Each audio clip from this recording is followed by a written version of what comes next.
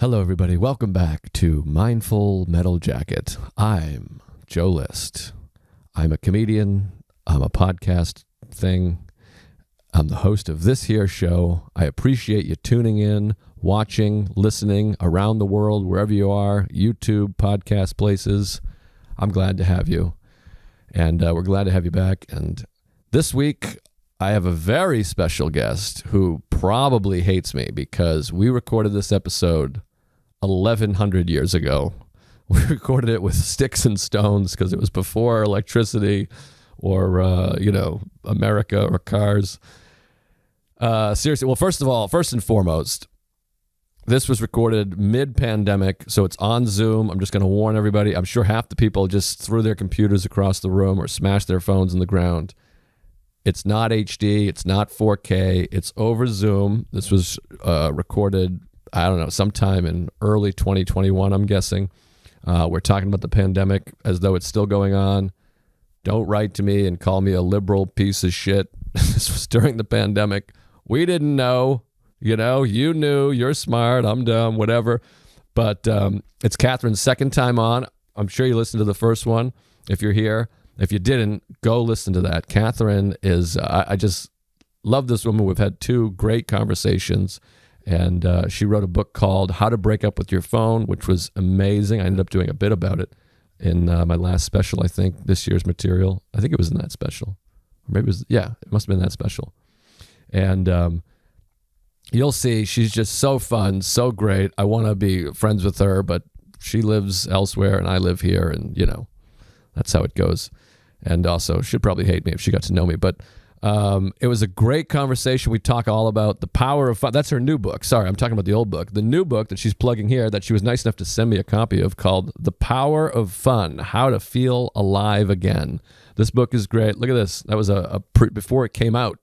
Sent me the copy, so I'm grateful for that. You can see how deep into it I get.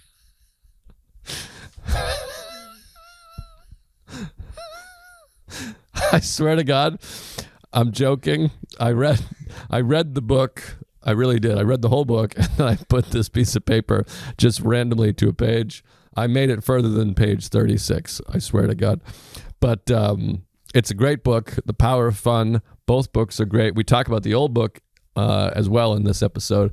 Both episodes were great. I just loved it. And the conversation really flowed and flew. We talked about my wedding and how touching that was, and she's just got a great perspective and a great attitude, and you'll see, you'll fall in love with Catherine as I have, clearly. But both books are great. Go out and get them. I should have plugged it when it came out 4.5 years ago. I feel terrible, but hopefully she doesn't hate me. But it's a really fun episode that I think you'll enjoy as well. And please go get the book, The Power of Fun, How to Feel Alive Again. And if you didn't already the first time when she was on before, check out How to Break Up with Your Phone. Both great books and great conversations. And I'd like to have her on again if she'd be willing, because maybe my favorite guest that I've ever had on. So enjoy this episode. And remember to be kind to yourself, folks. Negative self-talk, #1 contributor to depression and anxiety. Be nice to yourself. You're doing your best. And take a little break, enjoy yourself, and make sure to have fun. That's what this is all about, the power of fun. It's how to stay alive, stay fresh, stay happy. Enjoy yourself, and enjoy this conversation on Zoom. Apologies for any sound or references to the pandemic that you don't believe is real. Here's Catherine Price. I love you.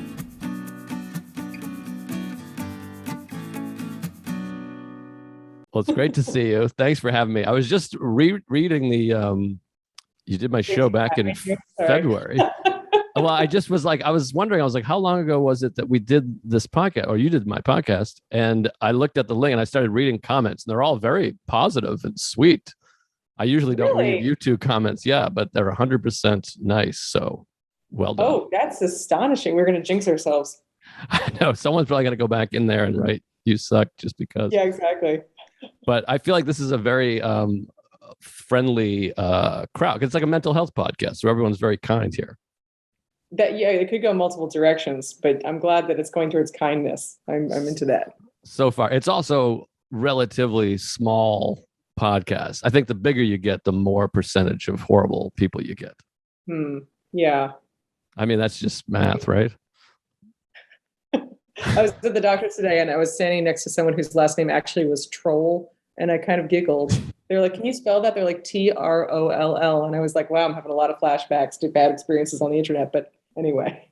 Oh, no. I mean, internet trolls are the worst. And I'm trying to, by the way, I still have your other book right here next to me, How to Break Up with Your Phone, which I recommend to people all the time. In fact, the other day, I was at a meeting for breaking up with substances, and a guy mentioned that he has trouble with his phone. And I told him about your book, and he said, I just picked it up. So yours is like the go-to book. Oh, that's amazing. That's really cool. Yeah. So it's next to my bed and I pick it up all the time because, believe it or not, I was doing great and I fall back into the habits of looking at my phone more than I should. Don't feel bad about that. Everyone does. It is never a perfect relationship. So, yeah. Yes, my own daughter told me to put my phone down too. So it's actually, she started to read. And so she was reading this flow chart that the publicity team made for how to break up with your phone. And it was because my husband had his phone at the dinner table for a specific purpose. I forgot what it was, but it was like legitimately a reason. She looks down at this flow chart and she's 6 and she goes, no phones at the dinner table. I was like, okay, duly noted. Touche. It's hard. It's hard to balance, obviously, the phone and when you need it and when you don't need it, and then the more you try to tell people, hey, let's not do it, then when you do need it, you feel the need to be like, hey guys, sorry, I just got to look at this one thing. Oh, you're telling me, Joe. I mean, yeah. Book? I'm like, no, it's my mother calling. Like, it's legitimately whatever, phone lady. It's so difficult. And then I jotted down notes for this conversation on my phone that I had to translate to pieces of paper. But it is a thing sometimes with the phone, not to talk about the phone, because I know that's your last book, but I just want to touch on a couple of these things. It is hard sometimes because I'm always writing down ideas for, stand-up bits or for questions and whatever it is. And so now I've just gotten used to using the notes system on the phone. And I want to tell people, I'm on the subway and I'm like, I'm creative writing right now. I just don't want to carry a pen in my pocket because it could break. So I'm using my phone. But you don't look like an artist. I want to look like an artist writing down thoughts. But if you're just typing on your phone, people just assume you're playing a game or something. But that's just ego, right? I mean, maybe you need you need to lean into it and you need to get a phone case that looks like a little pad, like a steno pad, and then you need a stylus. Yeah, maybe a hat that says, press on it. Yes, that's a good idea. I am creative, or like Lin-Manuel Miranda has that like artist t-shirt, like just wear a t-shirt. This is artist. Yeah, I just want people to know that I'm smart. Really, I'm writing down like dick jokes for a nightclub, but whatever. I'm still like really smart dick jokes. Yeah. Only assume. Relatively smart. Anyways, let's talk about, you got a new book coming out, or maybe it's out. I don't know when this will come out, but I'm very excited about it. And you guys were nice enough to send me a copy. Is this going to be the cover? Is this what it'll look like? This is the cover. Okay. Yes. And what do you call this term? Pardon my ignorance. What's the term they used? A galley. This is a galley. It's not final. That's why it's like a white spine. And there's typos in here that I didn't put in. I don't know how they got in there. But yeah, it's like a pre-publication copy as a galley. Oh, great. Well, I appreciate you sending it, and I'm very excited. I started to read it, and then I just got back from a trip. I went to see, and talk about fun. It was the most fun of my life. I went to see my best friend and his kids, I call my niece and nephew. And I forgot the book. It left it on my kitchen table for like 5 days. So I've been like cramming today, reading as much as I can. Oh, that's okay. Well, you were busy having actual fun, so you get a free pass. Yeah, exactly. That's what I literally had this thought of, like, you can't be upset for me not reading because I was having fun, which is the purpose of the book, right? I feel like you're trying to get grades in a lot of different areas of your life, Joe. You're like, I want credit from the subway man, who's on his own phone playing games, by the way, but he's going to know I'm creative. And I want Catherine to know that the reason I didn't finish it is because I was having fun. So yes, gold star. It's true. That's all I want. I mean, really, that's the whole thing, is just wanting to be recognized by everybody. But that's the reason I started this podcast to begin with, is I got mental problems. I want people to be like, oh my God, that's really smart and great, because my parents never did. But anyways, The book is great, what I've read of it. And then I also listened to you on Laurie Santos's podcast, who I love, and I loved listening to it. And I sent that podcast to a bunch of people. Oh, And cool. I love Laurie Santos too. yeah, she's fantastic. She's great enough that I plug the podcast and tell people her podcast is a better version of my show. So that's so much. Stop listening right now. Go over to Laurie Santos' Happiness Lab podcast. No, she's wonderful. We did, as you know, a fun intervention together. She's the Yale happiness professor, but she determined she wasn't having enough fun in her own life. And so we staged a fun intervention, which was really fun. So, yeah, it was great. And they did such a good job putting the podcast together. I want to know what made you come up with the idea for the book and what started you on the path. I know you're probably going to answer this question a lot from a lot of people, but it's interesting to me because I find one of the most disappointing things in life is how few people are really having fun and living their lives for the purpose of fun, which I've tried to do. So what made you start this project? It actually was directly related to how to break up with your phone. So you're like, well, better prepared than the average person because you read that one. It was because when I broke up with my own phone, which is, doesn't mean dumping your phone entirely. It means taking a step back and creating a healthier relationship with it with better boundaries. I ended up, unsurprisingly, with a lot more free time. And I had these moments where I freaked out because I realized I no longer knew what I wanted to do with my free time. So the moment that I recount in the prologue to the book actually happened in this very room where I was sitting, which is that my husband and I had been in this, or still do, this practice of taking 24-hour breaks from our screens from Friday to Saturday nights. And my daughter at that point was a baby. She was napping.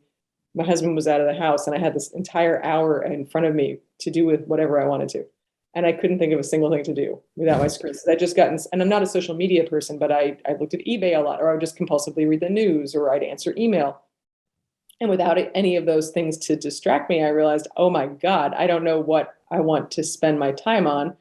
I'm just waiting for dinner. And then I naturally catastrophize. I'm very, very good at that. And so I was like, well, that means I'm just waiting to die. Like, I'm just sitting here waiting to die. Like, that's not acceptable. That's not what I want to be doing. And so I ended up asking myself a question that I, as you probably know, had been posing to people for how to break up with your phone, which was, what's one thing you always say you want to do, but supposedly don't have time for? I'd never asked that question to myself, despite asking it to thousands of other people. So I asked myself that question, and my answer to it was, well, I have a guitar. I bought it in college with money my grandmother gave me for my birthday. She played guitar. I was really close with my grandmother. And I play piano, so I have a musical background, but I've never gotten around to actually learning to play the guitar. Maybe I should do that. And so I ended up signing up for, the next time I was online, I signed up for a class I remember reading about on a flyer for adult, it's a BYOB guitar class. I mean, any kind of B you can bring. And I started taking these classes, and I realized I was feeling this sense of lightness and exuberance during them. It was just a group of other adults. We were sitting around learning simple chords on the guitar. But I was just so happy in these classes, and this effect and this feeling of energy lingered. It lasted for days afterwards. And it wasn't long before that class was really the highlight of my week. And I mean, I have a wonderful life, so it's not like I was mired in despair the rest of the week. And then Wednesday nights was this beacon of hope. It's a good life, but I was just really curious about what that feeling was. And at first I thought it must have to do with the skills we were acquiring, because I think a lot of times we think about, the activity as being what we should pay attention to. But it wasn't that. It was really the feeling of connection I had with this group of people, and this playfulness, and the fact that we were all fully present with each other. And the more I thought about it, the more I was like, I have felt this feeling before, and this feeling actually is fun. Like, there's a word for it. I'm having fun. Right. But that's really interesting, because I never would have thought that fun was that powerful until I actually experienced it and thought about it. So I got, just as with how to break up with your phone, I started with the personal issue where I realized I was distracted when I was with my daughter, who was then a baby. And I decided I wanted to change, and I wanted to have a healthier relationship with technology so that it didn't steal my life from me, literally from underneath my nose. In this case, I thought, well, this is so interesting. This feeling of fun is so powerful, but I've never heard anyone really talk about fun as something that's important for mental health, or really talk about fun at all, unless it's a marketing gimmick. So what is it? How does it contrast with the marketing gimmicks of fun, which we can talk about, because I distinguish those two categories into what I call true fun and fake fun. And then most importantly, how can I have more of it? I always, like you, have been someone who tries to enjoy my own life. But once I got started on this path towards really looking into what fun is, I really became obsessed with figuring out, how do I work this into more areas of my own life?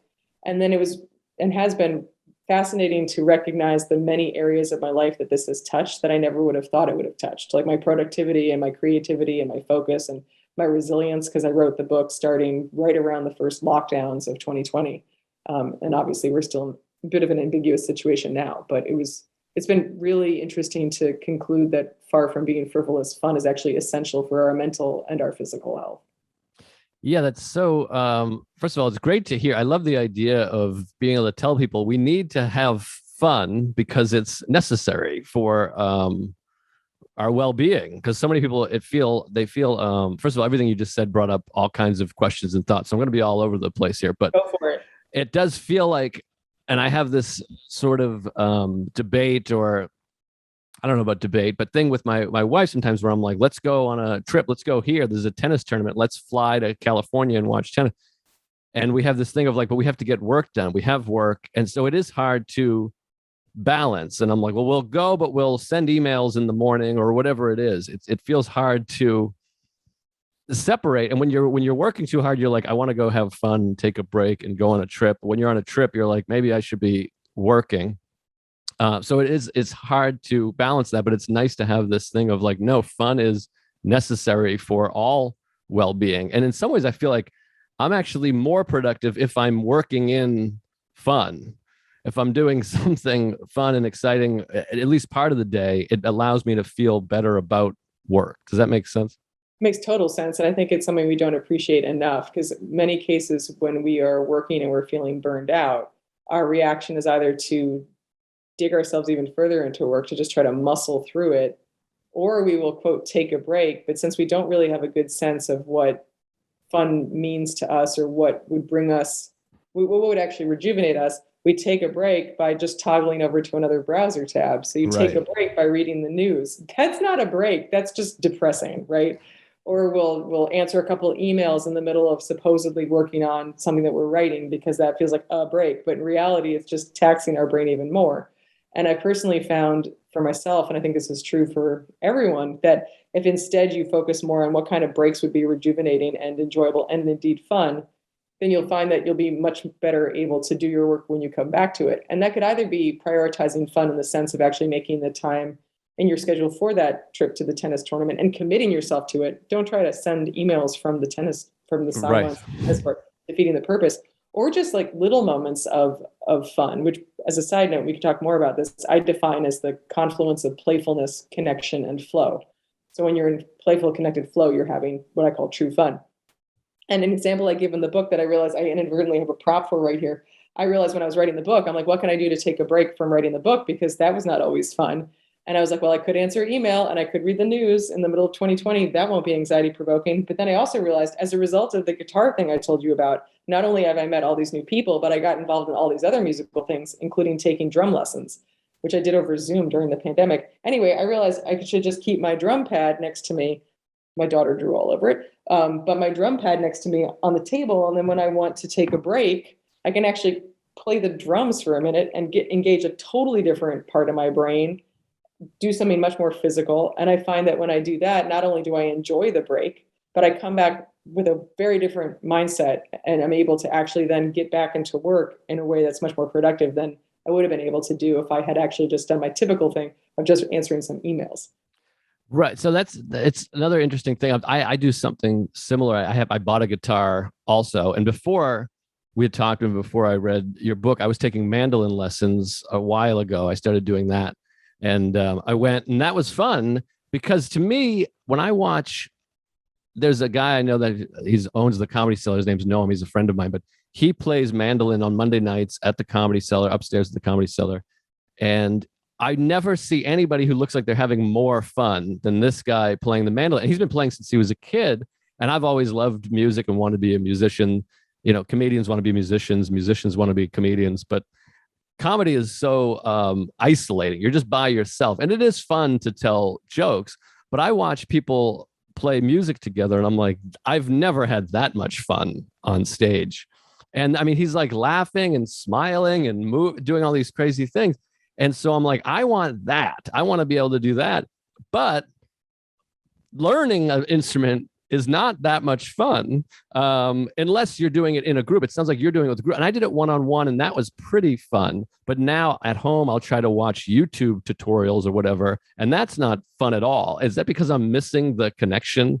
Is that I shouldn't say it's not fun. It's not super fun. Same. I think it's really interesting. It also ties into the pandemic because, I was writing this book in like the thick, as I said, of the lockdowns. And so the more I was looking into this idea of fun being playful, connected flow, the more, in some sense, depressed I was getting, because it was like, let me back up. So to test that definition out, I recruited what I called the Fun Squad, which was this group of like 1,500 people that offered to help me. And I asked them to reflect, without telling them my proposed definition, I asked them to tell me 3 anecdotes from their life that they would describe as having been truly fun. Fun was the dominant descriptor. So like, that was so fun. And then after they did that, I asked them a couple more questions, and then I proposed my definition and asked if it matched, if that would actually describe, because I wanted to see if the idea I'd come up with actually was universal. And it really was. Like when I read people's anecdotes of past true fun experiences, I was both really happy reading them and also strangely got teary a number of times, because there was such a humanity to it and this sense of joy and this playful connected flow. Then when I proposed the definition, it was really heartening and exciting to read people like, answers after answer saying like, yes, that nailed it. That was my experience. And I bring that up because one of the things I ask people is, what surprised you about this, if anything? Like, what surprised you about the anecdotes you told me? And a number of people said, what surprised me the most is that I'm a self-proclaimed introvert, but every story I told you had other people in it. And that was like repeated. There were a lot of people who said that. And I thought that was very interesting, in the sense that I do think that there is nearly always a sense of human connection that's involved in fun. And indeed, when I asked people to identify common characteristics of their experience, I believe it was like one of the top choices that people had was this sense of, it was a shared connection with another person. All that is to say, I do think there's a benefit to gaining skills when we're alone, because I think any skill that we can acquire gives us the ability to slip into flow, which is the state of being really engaged in what you're doing in the moment, to the point that you lose track of time. And it also gives you more opportunities to connect with people. So for example, the man who coined the term flow, who unfortunately died this past weekend, but putting that aside, he pointed out like a chessboard to someone who doesn't know how to play chess, like me, I suck at chess, is just like a board with some pieces on it. But if you know how to play chess, it's an opportunity to get into flow and to connect with another person. All that is to say, I personally really leaned into music during the pandemic as a way to gain some skills that I could then use to connect with other people. And I also did prioritize in-person musical connection, to the point that some friends and I used to, every week during the pandemic, we got together outside in Philadelphia. It was as cold as like 30 degrees out. I bought a heat lamp. I had hot hand warmers, and we played music outside. But what you're saying completely makes sense to me, in that having played piano myself since I was 5, I never felt the same kind of fun doing that, even though I love piano, as I have discovered in the past 4 years playing with other people. So I think there really is something magical if you can find the right group of people to, in this case, playing music together. There's just, magic is a bad word to describe anything that's real, but it really does feel different from practicing on my own. So I would encourage you to try that. But I also think, like, your friend is probably good enough that he's doing this in a public setting for other people to watch. That's not where I am. I mean, my friends and I perform at open mics for each other, but it's not the kind of open mic where it's like, you're going to get booed if you make a mistake. If you make a mistake, people cheer. And that makes it fun. I think there has to be this sense of it doesn't really matter, Yeah. So that brings up a lot of thoughts again. This is just such a fun topic. So my mind's all over the place. But yeah, he's like a world-class musician who's been playing since he was 4. And I think part of the fun is like, oh my God, we're playing. This is insane how well we're playing. But I should go back to taking lessons, because it was fun. It also gave me this feeling of accomplishment of getting on the train, bringing my mandolin, and put me in that state. And I don't know if traveling to get lessons is necessarily flow, but it does feel like the time I'm not checking emails and doing stuff. I'm like, here we go. I'm off to learn. Think about the mental points you're getting from that guy on the train. He's like, not only is he an artist, but he also plays the mandolin. Exactly. Yeah. So I'll bring a pad and pen, which I can put in the mandolin case or guitar case, whichever. But this is what I have. And going back to the emotion, you said you got like almost emotional reading about people. There is something when people are having fun, it is moving, because I think partly because so much of life as we become older is hard, and it's work, and it's it's just difficult. And when people are out of that phase, out of that space and having fun, it's moving. My wedding, everyone was dancing. Everyone I knew and loved was on the dance floor together. I was like sobbing. I could not stop crying because it was just so fun to watch all these people who you never see dance. And some of them you don't even see have fun at all or laugh or even smile. They're just family members that you kind of bump into and they go, oh, work sucks or whatever, because they need your book. But the idea of everybody dancing, jumping up and down, I mean, that's like the ultimate fun. And it makes me sad and I remember thinking that there is like, I don't know when the next time we're going to have 115 people together listening to music and dancing. And I keep saying to my wife, I turn 40 next year. I'm like, can we just throw a big party? I don't want to throw my own party, but I just want everyone together dancing because it's fun. And that truly is the power of fun.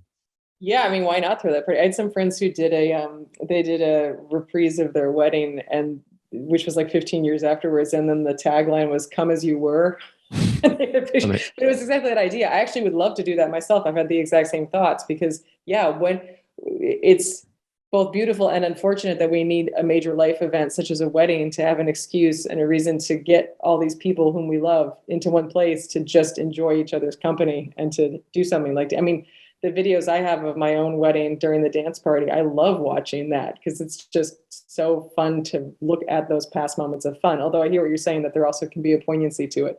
But, I think that, and I'm thinking this through as we're talking, but I'm very prone to poignancy and nostalgia, but I do find myself being less poignant and less preemptively nostalgic as a result of this book, because one of the main takeaways I've had for myself and that I encourage readers to take away as well, so the point is to always have something to look forward to, whether it's what I call a microdose of fun, just a small thing, or something bigger. So maybe you have a weekend away with your best friends, some people from the wedding, or like you're saying, you just went away with some family members with whom you had a really great time. If you have consistent opportunities for fun on your schedule, I think it feels a little bit less precious in a way that's helpful.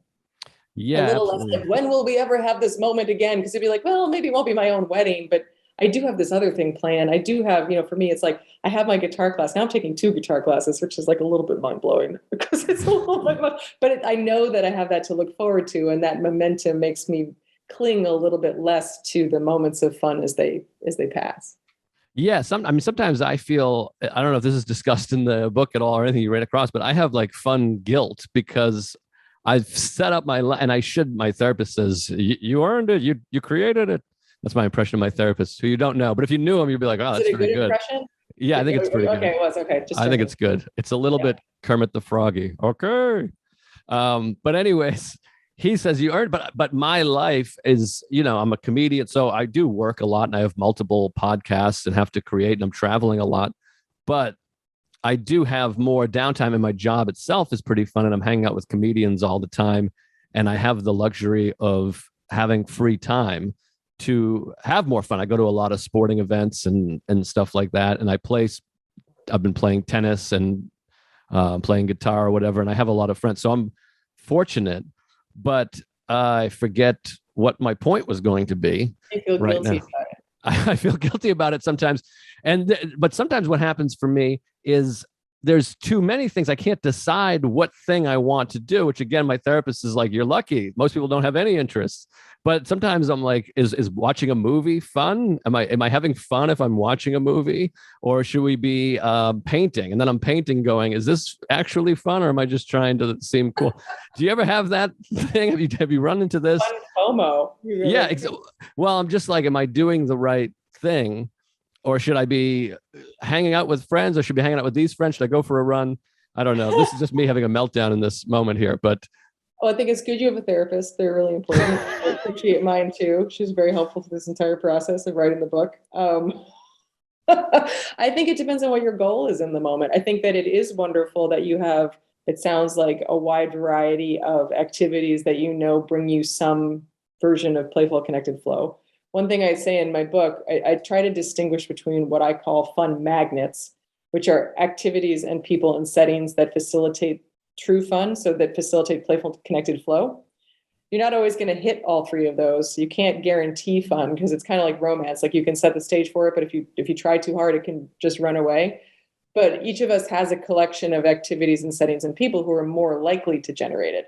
So It sounds like you got a bunch of those already. So that's actually, you're ahead of the game, because that's one of the things I work readers through is like, all right, how do you identify those things and because I think what's beautiful about that is that you can't have fun on your schedule. That's a recipe for disaster. Like, I'll have fun this Friday from 5 to 7. Then you're like, how? Now I'm going to feel like a failure if I don't. And there's too much pressure. It feels like another to-do. But if you identify that hanging out with a particular group of friends, in my case, like playing music, there's an open mic at this guitar studio this Friday night. I have it on my schedule, highly likely to have fun. It makes it tangible. But then separately, I think it's important to have hobbies, interests, and passions, which are just, things you enjoy doing that you find energizing or restorative, but there's something that you really enjoy that you can do on your own, because it's not always possible to orchestrate opportunities for true fun, in large part because of that common element of human connection.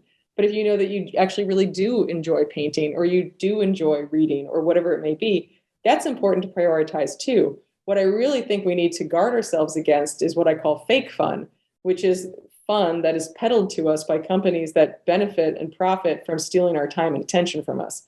And that's kind of the equivalent of junk food. It's basically any activity that you find yourself compulsively drawn towards that you then consume or do in excess that you feel gross about afterwards. And in many cases, that stuff that's delivered to us on our phones, often in the form of social media. That's like the easiest offender to point out. But it's because I believe it's the result of the fact that we actually haven't defined fun very well, despite the fact that we use the word all the time. And I think that leaves us vulnerable to any company that wants to steal our time from us by just telling us that their product is fun, and we never question it. So to answer your question, well, I mean, another angle of that is also that I too started asking myself, well, is reading fun? Like, is watching TV fun? I personally don't watch that much TV, although I've gotten really into Seinfeld reruns in the past couple months. Oh, you're talking to the Seinfeld guy. How profoundly that sitcom affected my entire personality. I did not realize. I mean, I grew up in New York. I'm having all these like nostalgic flashbacks. And anyway, but is watching TV fun? Is reading fun? And I think that if you're like me, it's actually beneficial to engage with those questions, because what a lot of people have told me is they'll say things like, oh yeah, I read for fun. And then they'll think about it, even without hearing me propose a definition. And they'll say, you know what, actually, I'm not sure that that's fun per se. I enjoy it, but I wouldn't say it's fun. And I think that's an interesting distinction that can be useful, because it doesn't mean you shouldn't read. It just means that it's a different category of enjoyable experience, but it's still in that enjoyable section of if we were to chart out our leisure time, it's still enjoyable and, worth your time. So I guess all that is to say that I think you should go as far as you want to with the parsing out of your various activities. But one question you might want to ask yourself when deciding between all of your options is, what am I going for right now? Do you need a break? Like, have you been kind of overstimulated by being around too many people and you want something that's going to be quieter and more restorative, in which case you might want to do a solitary activity or hobby? Or have you just spent a fair amount of time alone and you haven't been connected with people you care about, or you haven't had the energizing sense of fun? And in fact, then you should prioritize things that might generate playful connected flow. In all cases, I'd recommend that you be careful about anything that's self-medicating in the form of just trying to numb yourself from your current reality, whether it's through an actual substance or through a behavior that really is just self-soothing, such as mindlessly scrolling through other people's content, which isn't really doing anything for you except separating you from reality. Yeah, that we can, I think, all agree on, or even if we're not mindful of it, that just scrolling is the worst. Today's episode is brought to you by Factor. Listen, we know things are busy. Before you slap together yet another sad chicken patty sandwich dinner, just hear me out. There's a better way to live. Factor, America's #1 ready-to-eat meal kit, saves you tons of time and stress. They send amazing meals delivered straight to your door that take only 2 minutes to prepare. They have over 34 weekly dietitian-approved meals to choose from, so you'll never get bored. My friend Ari should... Wait. 2 minutes to prepare? It only takes 2 minutes to prepare. Yeah, I think it's all set up. You just slide it in the oven. It's beautiful. Have you had this? I have not. They sent us a box. Yeah. I loved it. You know me. I'm a picky eater. I don't know how to cook. I'm like You've an lost Irish. friends over it. Yeah, well, we're back to friends again. Don't start that up. Can I just pick out of one problem with your read? You did the quotes for dinner. That's what it says. Oh, like it's not a good enough dinner. Yeah. Oh, I it's thought not it meant dinner. like it could be lunch. Yeah, it's not a good dinner. Right. Oh, This is a dinner. Right. Factor is a dinner. They sent me this thing. I opened the package. I couldn't even eat all of it because they sent me so much stuff. I sent it upstairs to Ronan Hirschberg, my neighbor. He loved it. I loved it. I'm using He's it feeding now. the community. Exactly. With Factor. Looking to level up even more, impress your family, your Tinder date, or just yourself with Factor's Gourmet Plus options. They're upscale meals with premium ingredients like truffle, butter, and broccolini. I love that stuff. Broccolini's cool. It does sound like an episode of what's Jack Ritter? What's that? Three's Company. Impress your family. Like his family's coming over. He's like, I don't have time. Although he was a chef in that. But let's say, I don't have time. Factor. Now you can impress your family. Like Mrs. Doubtfire. Yeah. Head to factormeals.com/metal50. Use code METAL50 to get 50% off. That's insane. 50% off. That's code METAL50 at factormeals.com/metal50 to get 50% off. You heard it. 50. Now back to the episode. Can you have fun by yourself? Because even things that I'm doing by myself, and I, like I said, I'm isolated a lot of time just from traveling, the nature of my business, but I go for a run. I love to run. I love running. I love reading. I love watching movies. And sometimes I'll like just rock out really hard, and it's my cardio. I'll just go crazy with AirPods in and just rock out and jump around and dance, pretend I'm on stage in front of 50,000 people. And then, but that's the closest to fun, but it's very rare that I run or go to the movies or go to a sporting event by myself occasionally and leave going, that was fun. I had fun. I enjoyed it. Like you said, it's an enjoyable activity, but can you have fun by yourself? I mean, if you're playing piano, Little Richard style, and just going crazy on the piano, is it fun or is it something else? Maybe you already answered that.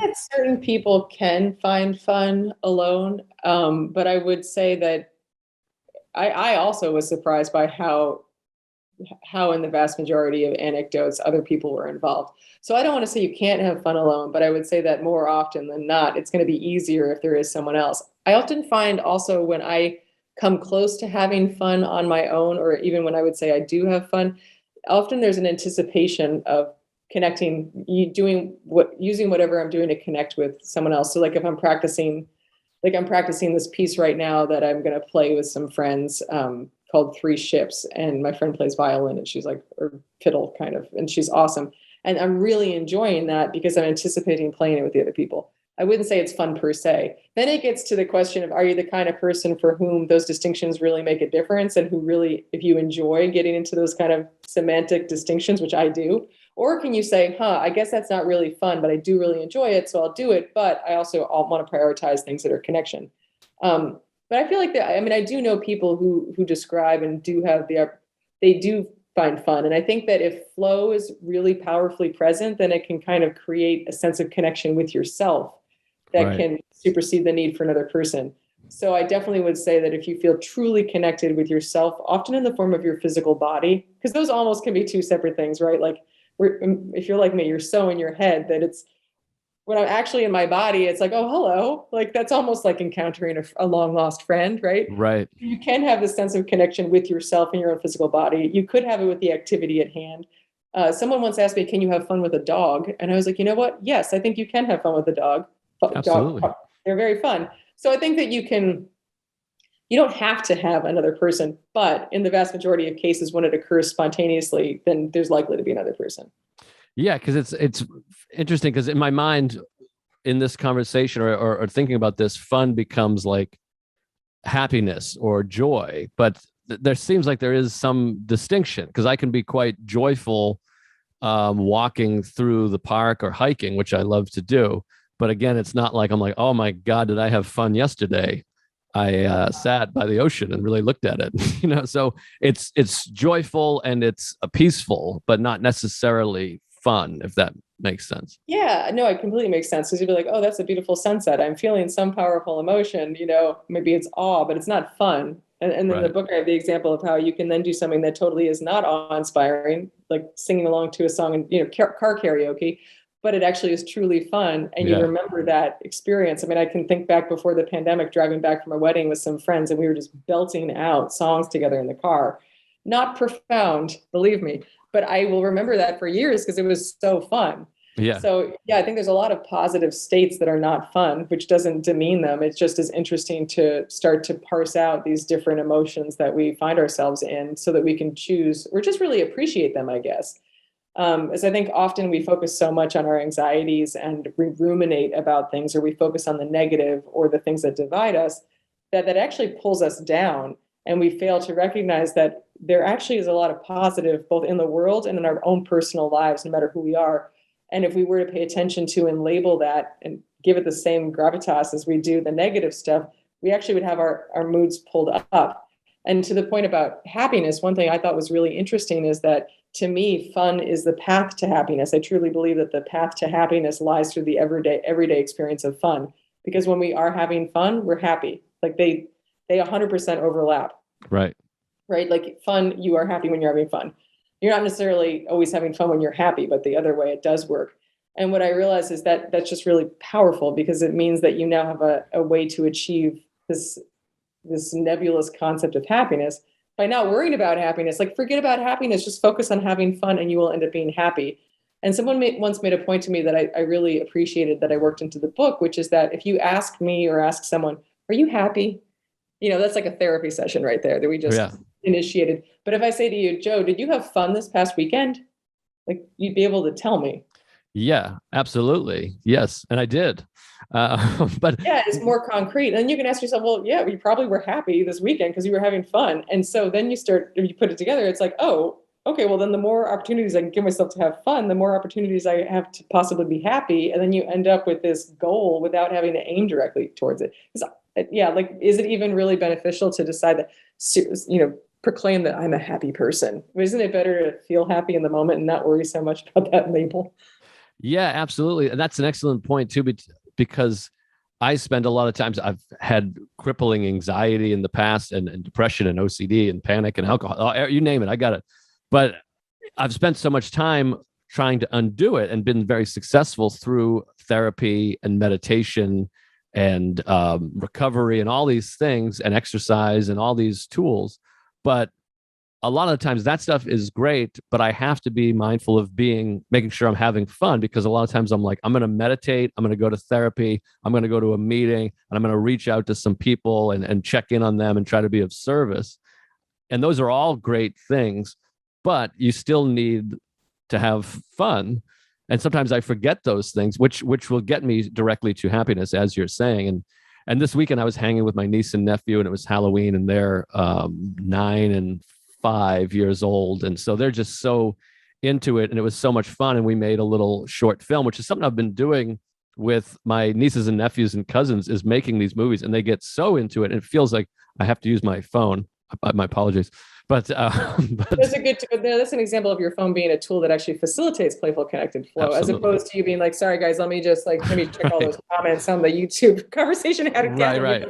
Like, it's actually that's the beauty of technology. I mean, I love making music videos. I will never criticize that pastime. Yeah, no, it's so fun. And then they get really into it. And then it's collaborative, because collaboration is such a huge part of fun, obviously, because everyone gets involved. And then just to watch it afterwards is so fun.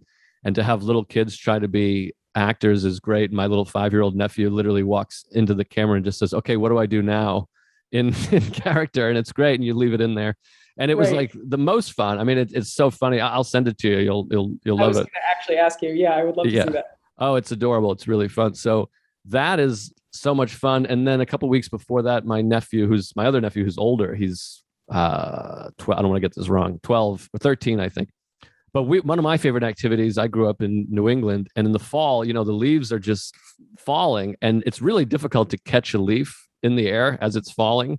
And it's always been one of my favorite things to do. And him and I just sat in a park in Massachusetts trying to catch leaves as they were, fluttering away for almost 2 hours. And we must have looked like, we were something was wrong with us, but we were having so much fun and just laughing and running and diving and rolling around. And it truly was like time flies when you're having fun.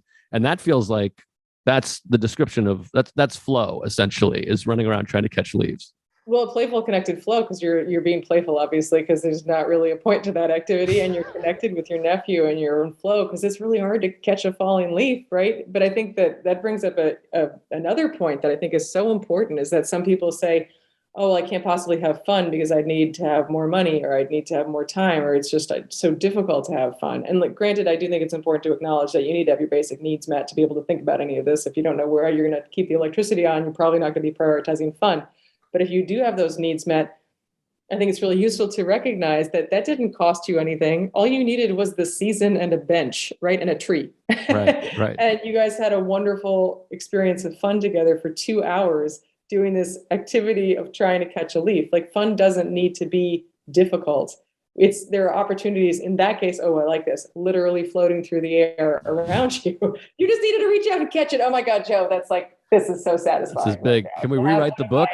Can we get this in? It's like a metaphor in the book, is that they're floating in the air around us all the time. And you just gave me a literal representation of that. We should just end right now. But, and then it also touches on something I realized when I was writing the book, is that if you look back on your fun experiences, there's often what I've come to refer to as a playground involved, not like a literal playground in most cases, but some kind of basic structure that can be super simple, like a game, like trying to catch a leaf, that just gives you enough of a structure and kind of sounds ironic, but a set of rules that enables you to let go and have fun in that moment. Because you knew your purpose. The purpose is we're going to try to catch the leaf. Like, that's the kind of structure you're giving yourselves. And so you gave yourself permission to probably do silly things in pursuit of these leaves and to enjoy yourselves doing it. And I realized the more I looked at my own fun experiences, the more often I noticed that there actually was even a subtle level of structure to it. And then I thought that was interesting because it meant that I could reverse engineer fun experiences. Like, my husband and I just hosted a party in our community garden this past weekend. And I'm laughing because one of the things I've tried to do at parties is provide props for fun, like adult props for fun. So, for example, I'm wearing friendship bracelets. You might be like, Catherine, you're 42 years old. Why do you have friendship bracelets on your wrist? It's because I organized a friend camp this summer for friends at a summer camp.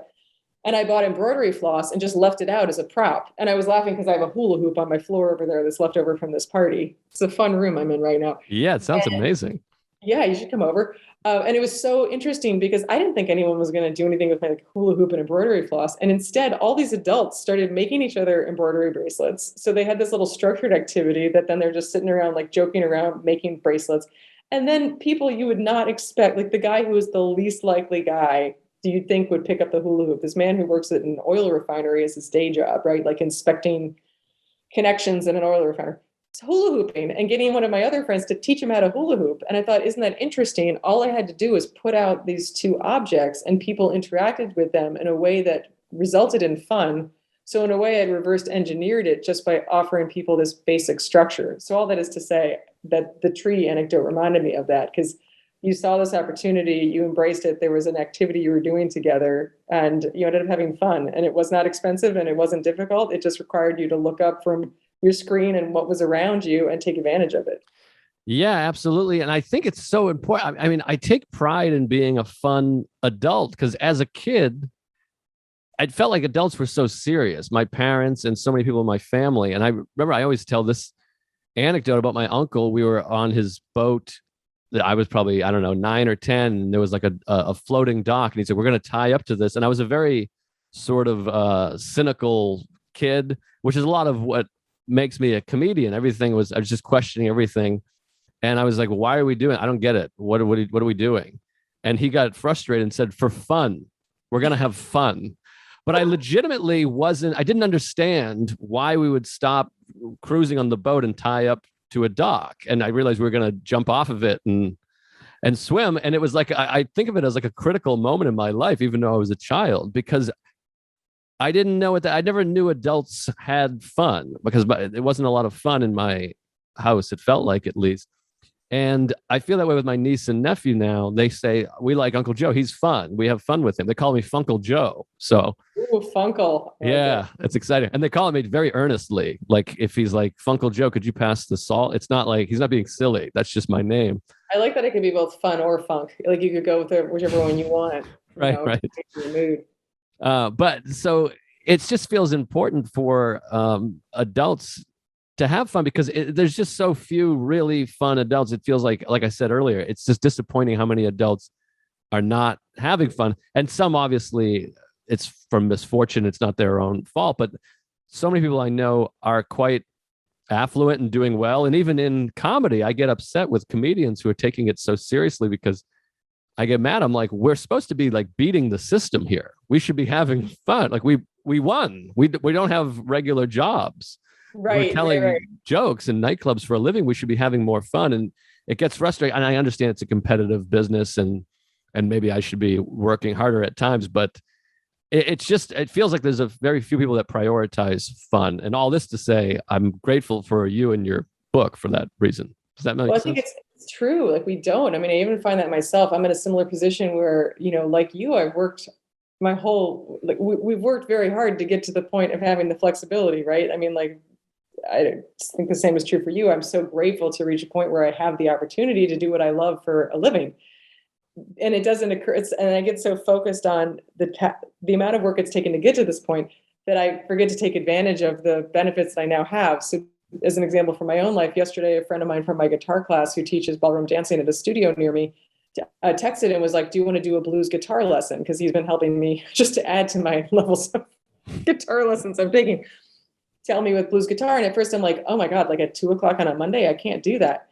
And then I thought, wait, I can do that. That's the whole point. Right. Like I've earned this. And also it's going to make me more productive because I will aim for that as a positive goal. So I got a lot done yesterday before 2:00. And then I got stuff done afterwards because I'd taken a break. And I completely agree with you that as adults in general, we don't think to prioritize fun at all for ourselves. We don't even think about fun. And we allow ourselves to get lulled into this fake fun. And we just end up becoming so exhausted at the end of the day, we sink into the couch and watch 4 hours of a show and then feel kind of gross and empty, but then are too tired to actually think about or seek fun. We tend to prioritize it more for our kids, but we also give them this mixed message, which is that everything they do should have an output too. So you're playing competitive soccer, or you're taking piano lessons, but you're doing a recital, or you're volunteering for this organization, not for the pleasure and satisfaction of helping out your fellow humans, but because that's going to look good on your resume for college so that you can get whatever that job is that represents, quote, success. So I think we're doing a horrible job of role modeling for our kids so that they're probably going to end up just like us. And we're also just missing out on all the benefits for ourselves. And in the moments when our kids do have fun, so often the adults are just standing on the sidelines. Like at a kid's birthday party, they're all bouncing around the trampoline park and we're just having a horrible, awkward, conversation on the sidelines. Yes. Boring. So yes. I think the more opportunities we can find to do stuff with our kids or to just, prioritize our own fun. And to also recognize one thing I've been thinking a lot about today in particular for some reason is the idea that all of us are unfinished products. Like we're all unfinished till we die. But adults tend to think that we're just done. We've reached right. Full development. So there's a book named Beginners by Tom Vanderbilt that I love, in which this journalist, Tom Vanderbilt, embraced the idea of becoming an adult beginner. He was noticing that he was just sitting on the sidelines as his daughter was doing all this stuff. So he took classes in surfing and painting and singing and jewelry making because he lost his wedding ring in the ocean while he was surfing. And I just love the point that he makes, which is that adults will say things like, well, I don't know how to draw, And it's like the thing I tell my daughter is to put a yet on the end of that. I don't know how to draw yet. Or like for me, I don't know how to drum yet. But we can always still change. And as adults, I think that there's real value in putting that yet on our phrase and opening ourselves to the idea that we actually can become all these things. There's no reason we can't unless we're dead. And that embracing fun as a priority can help open the path to exploring all of these other potential facets of our personality. Like I don't know that I'm at the stage right now in my drumming lessons to say that I am a drummer, but I can certainly say, I'm Catherine and I'm learning to play the drums. And that's pretty cool. Like that's really fun. I mean, it lights me up, as you can tell, just to talk about. And I giggle every time I play loudly. Like my teacher's very confused, but we were playing Fortunate Son and now we're doing the Sweater Song by Weezer. Yeah, of course. Crack up because I feel like I've never given myself permission to make that much noise, and it just delights me, which is another thing I talk about in the book is the practice of just noticing things that delight us and labeling them as such. Like I have a bracelet on my other wrist that says, it's not handmade, but it is handmade, but it's metal. It says delight. And it's a reminder to me to notice things that delight me so that I spend, again, to get back to the point of positively manipulating our own moods by focusing on the positive. If I go around and notice things that delight me, I end up in a better mood. Like I was in the doctor today and there was this, I don't know if this is delightful, Joe. There was like a Halloween pumpkin, and then there were all these models of coronavirus molecules, like 3D, and they were red and green. And I had a number of thoughts. I was like, wow, we've reached the point in the pandemic where you can order coronavirus online, like little models. That's weird, but somehow the absurdity delights me. And then they were also red and green. And I was thinking, is this Christmas? Is this the new Christmas decoration? Yeah. Because I was saying that business idea, someone should create coronavirus Christmas balls. Or like, I'm going to do that. Anyway, I like it. This all delights me, I guess is what I'm saying. And what I realized, just as there are opportunities or pre-existing moments of playfulness, connection, and flow floating, literally or metaphorically, in the air around us, there's little moments of delight all around us that we can notice or seek out. And if you do that and make a practice of it, and I recommend putting a finger in the air and actually saying delight, it will boost your mood. And if you do it as like a text chain, going back to positive uses of technology with your friends and loved ones, like I have a number of delight text chains at the moment. It can be a way to use technology to actually increase your well-being. So I don't know where I'm going with that. Lots of thoughts, but I do want to make coronavirus balls. That's a great idea. I agree. It's a great idea. And no, I loved all of that. And I have similarly a friend that I text every morning, our things we're grateful for that day. And it can be really simple, just that it's not raining out. And exactly. It's a gratitude practice, but it's even easier. You know, gratitude practice can kind of like, great, it's not raining. I guess I'm grateful about that. But I could also be delighted about someone's umbrella, you know, like to me, it's a little bit of a more lighthearted twist on it that feels easier even than a gratitude practice. All right. Well, we're not doing it right, I guess, but that is not what I'm saying. No, you still get an A.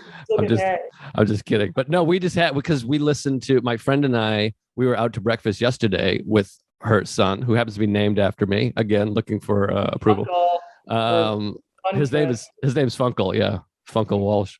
But no, his name's Joe.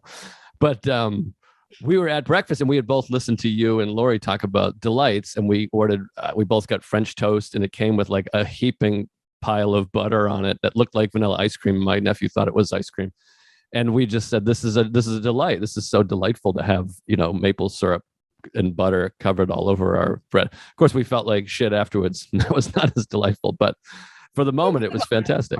Yeah, exactly that. And I love that, the Book of Delights by this poet, Ross Gay, who was on Lori's podcast, who himself is a delight. That man, you cannot listen to this man talk and not smile. Like, he is just delightful. And to give an example of his delights, as you know, because you listen to the podcast, but he's just delighted by all the things in the world that are purple, and he talks about, with all of the bad stuff in the world and all of the negativity and all the tragedy and the loss and all this, there's still all these purple things.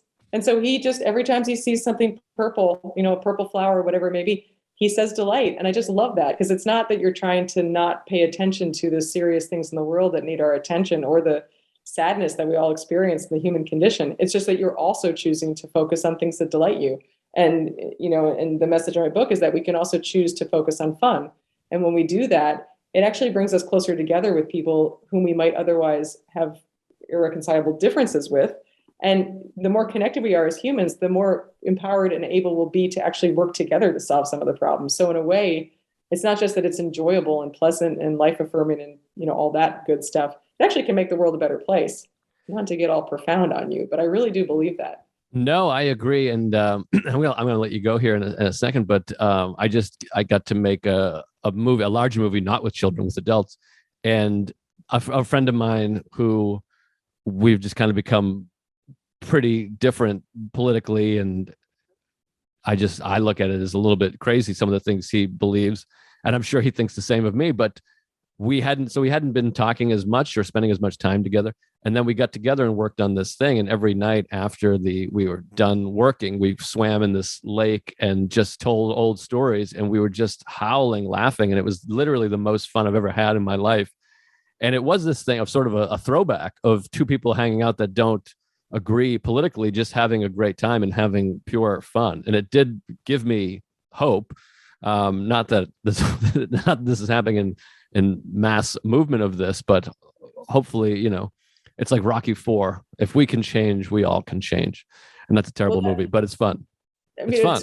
It's fun. It's fun. No, I think that there is a power in that. Like I'm not sure exactly what this will look like, but I've decided, just I'm going to announce to your audience, I've decided that February is the least fun month of the year. It's the shortest, it's dark, it's cold, at least here where I live. And you're like, it's not the holidays to look forward to. Spring is just too far in the distance. So I'm going to do a giant fun intervention in February. So if anyone wants to be a part of that, you can sign up at howtohavefun.com and get on my list, because we're going to try to do some of this stuff. Oh, hell yeah. But it also, what you said reminds me of, well, first of all, I've got a John Cleese quote in the book that basically is like, it's hard to focus on your differences with someone when you're both howling with laughter. It's very close to what you just said, because I think it's really true.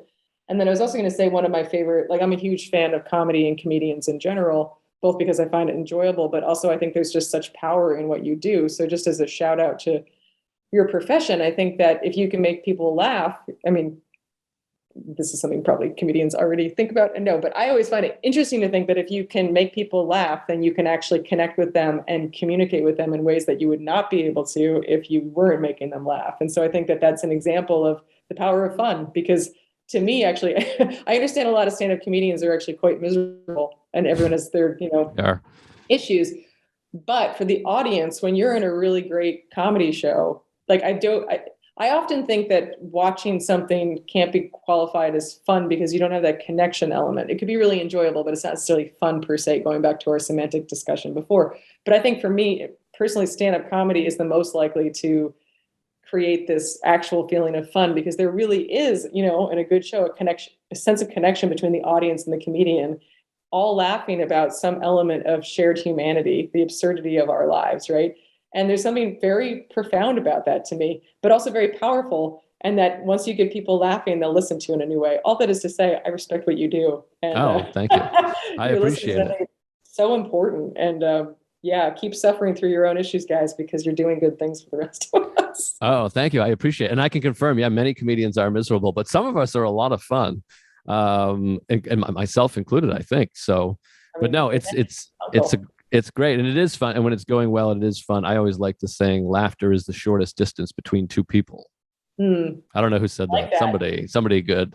We'll attribute it to you. Well, yeah, it's mine. I just came up with it.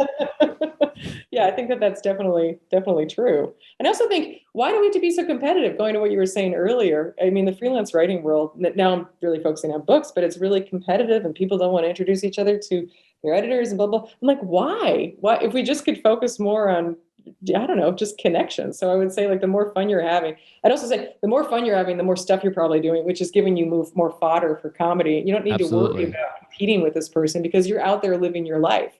Exactly. To me, at least from the outside, it seems like comedians start to go downhill where they become too siloed and too successful. And all you start to hear is like, jokes about the airport or something, because they're in like their first class, like trip to some other show, instead of going out in the world and doing something ridiculous and then bringing that back in. So the pursuit of fun, I think, can help in that regard too. It's just, it gets us out in the world to do stuff and experience things that makes us much more interesting, whether we're just interacting with friends and loved ones, or if we're actually performing for other people at a show. Like how I used we, I am not a comedian. Right. I cannot do that, but my fantasy gathering comedian would be doing that.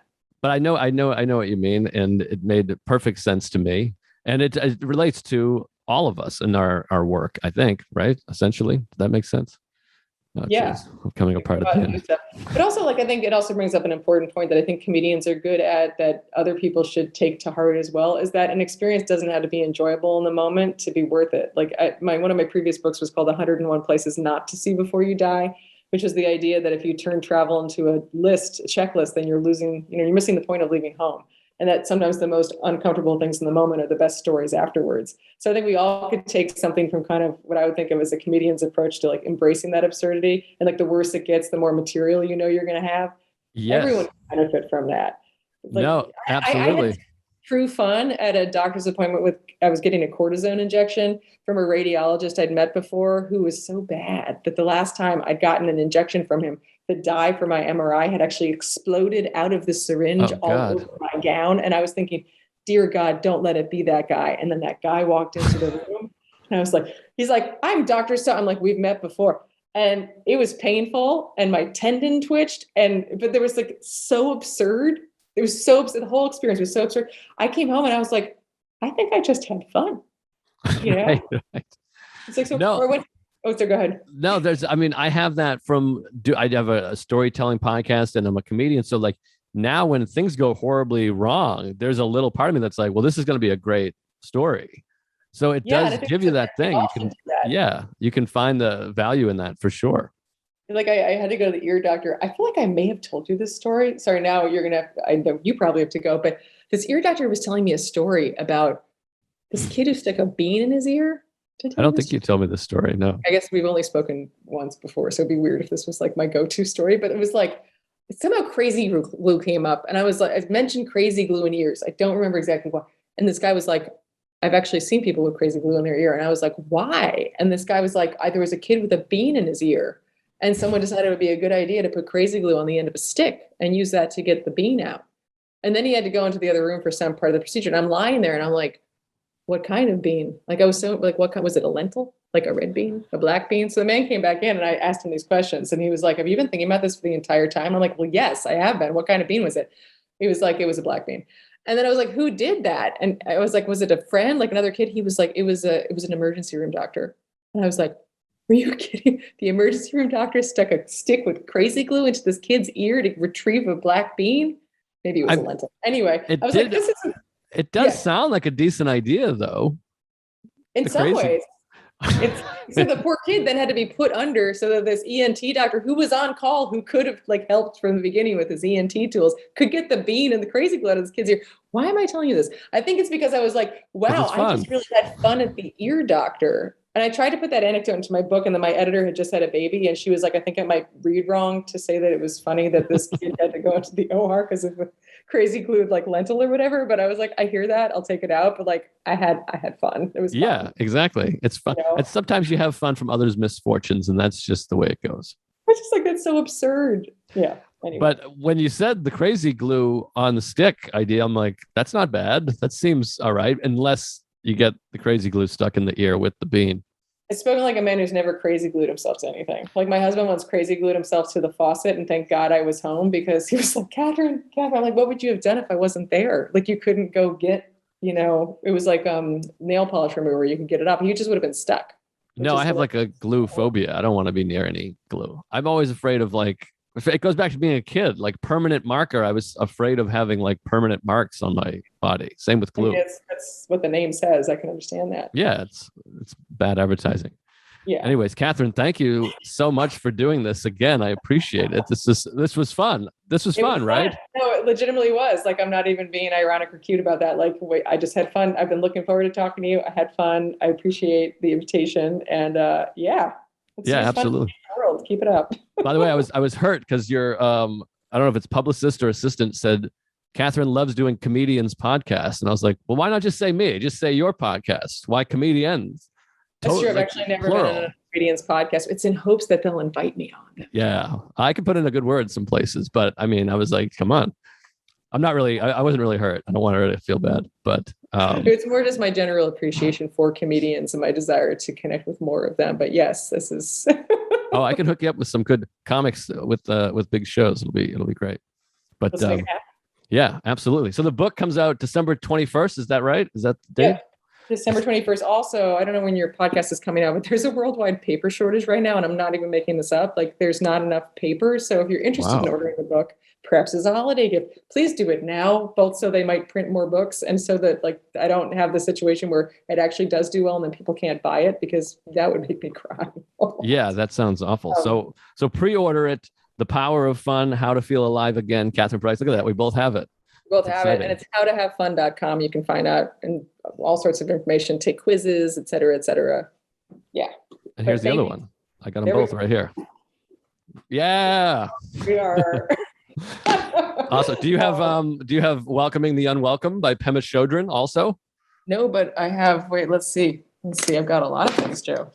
I've got all sorts of stuff. Let's see if we can match them with Power of Us. I don't have that one. Oh no, I've got one to beat you. Here, this is a friend of mine sent me this one, which actually is really useful. So if anyone out there needs to, work through some grief. I don't know that one. Do you know this one? Judson Brewer, Unwinding Anxiety. Oh my God, I was gonna mention this specifically to you because my husband, who just walked in, is doing Judson Brewer's app. And when you mentioned anxiety, I was gonna recommend that. Judd's stuff is fantastic. Everyone should he's read so the good. book and do his app. Yeah, you should talk to him if you haven't talked to him. Have you talked to him? I talked to him a little while ago. He was great. He was so nice and fun. There you go. But he was no Catherine Price, I'll tell you that.